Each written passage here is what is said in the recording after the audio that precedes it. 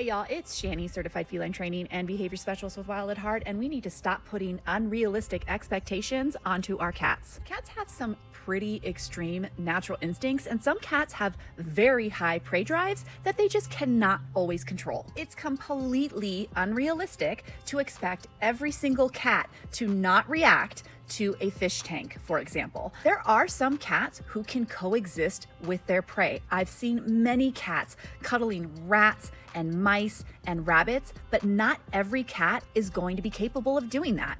Now, that doesn't mean that we can't teach cats boundaries, but there are specific cats where we can teach and teach and teach and teach, and they're never going to get it because their natural instincts are too strong and they are constantly going to win. So is that a cat constantly testing boundaries? Or is that a cat simply being a cat? Let's use an example. You have someone who has alcohol abuse disorder, and you take them to a bar and you lay out all of their favorite drinks. Now, some people who are addicted to alcohol might be able to resist that temptation.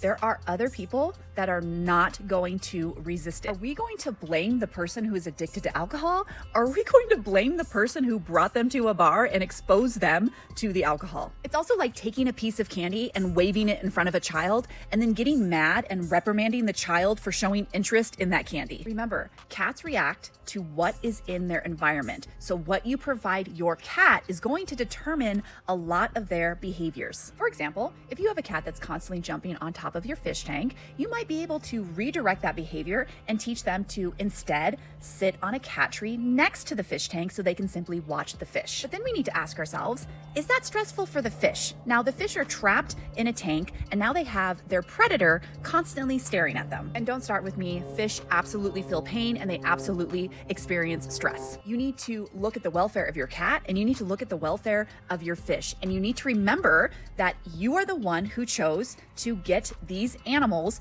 and put them in the same environment. That's on you. And this is why deciding to mix predator and prey can be a little tricky. So you need to really think about that before you make that decision. If you have tried to go the compassionate and appropriate way to teach your cat appropriate behaviors regarding your fish, if you have felt like your fish are stressed or your cat is just not getting it, then you need to hop off of the struggle bus, stop blaming your cat, stop labeling them as the problem, and work on prevention. Because constantly getting angry at your cat and blaming your cat for your decisions is not going to be helpful and it's not going to be effective. You're going to have the same problem. You either need to block access, prevent your cat from having any access to that fish tank, or you need to find a new home for one of these animals. But what's absolutely not appropriate, not okay, is blaming your cat, making them the problem when you are the one that's the problem.